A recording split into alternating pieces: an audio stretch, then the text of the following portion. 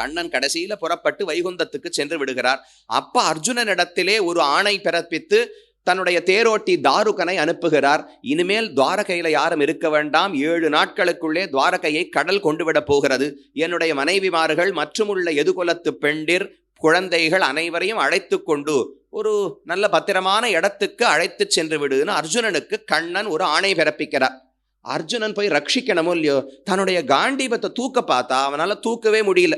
நேத்து வரைக்கும் சக்கரவட்டமா சுத்தி 18 நாள் யுத்தத்தை செய்த அர்ஜுனனாலே காண்டீபத்தை உயர்த்தி பிடிக்கவே முடியவில்லை.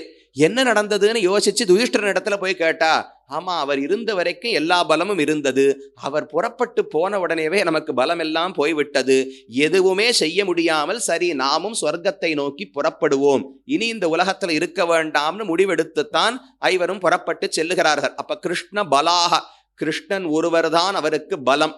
எந்த சந்தர்ப்பத்தில் ஒரு அறிவுரை வேண்டுமானாலும் அவர்களுக்கு யாரான தூது போகணும்னா வேற யாரையும் கேட்க தெரியாது, கண்ணன் தான் தூதன். தேரோட்டணுமா, கண்ணன் தான் தேரோட்டி.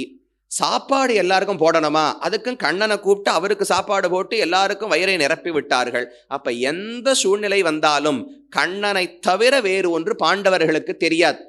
இது நமக்கு அவர்களுக்கு ஒரு குறையா நினைக்கவே கூடாது. அவர்களுக்கு இருந்த பெரிய நிறையே அதுதான். என்ன சாமி, பெரிய க்ஷத்திரியர்கள்னு சொல்லுகிறீர்கள், தங்களுக்கு வந்த கஷ்டத்தை தானே போக்கிக் கொள்ள தெரிய வேண்டாமா? யாரோ ஒரு இடையன் கண்ணன், எதுகுலத்துல பிறந்தவன், அவனை நம்பி பெரிய 5 பாண்டவர்கள் வாழலாமான்னு கேட்டால், கேட்டு இருக்கிற வரைக்கும் நாமும் இங்கேயே இருப்போம், கண்ணனுக்கு நெருக்கமா போகவே முடியாது.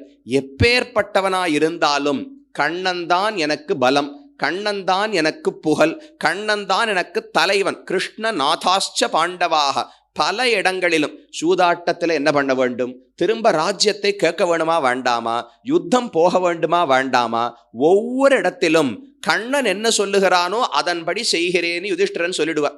எல்லா பொறுப்பும் இவர்களில் தான் வந்து விழும். இவர் தனக்கு வேண்டியபடி ஏதோ ஒரு நாடகம் ஆடி யுத்தத்தை நடத்தி கடைசியில் எல்லாரையும் கொண்டு முடிச்சுட்டார். இப்படி கண்ணனையே நம்பி இருந்தபடியால் அவர்களுக்கும் கண்ணனுக்கும் நெருக்கம். சிறந்த பக்தன் ஒருவன் இருந்தால் அவனுக்கு என்னிடத்துல எவ்வளவு அன்பு இருக்கிறது அர்ஜுனா, என்னாலேயே அளந்து பார்க்க முடியவில்லை, அவ்வளவு அன்பு வைத்திருக்கிறான். நானும் ஒன்றும் குறைஞ்சவன் கிடையாது, முடிந்தவரை நானும் அவர்களிடத்துல அன்பு காட்டுகிறேன். அவர்கள் காட்டுகிற அன்பை என்னால திரும்ப காட்ட முடியுமான்னு தெரியாது, என்னால் முடிந்தவரை சச்ச மம பிரியா, நானும் அவனிடத்துல அன்பு காட்டுகிறேன்னு குறைச்சி சொல்லிக் கொள்ளுகிறார். உண்மையில் பகவானுடைய அன்பு என்பது நாம் வைக்கும் அன்பை விட பல மடங்கு உயர்ந்தது.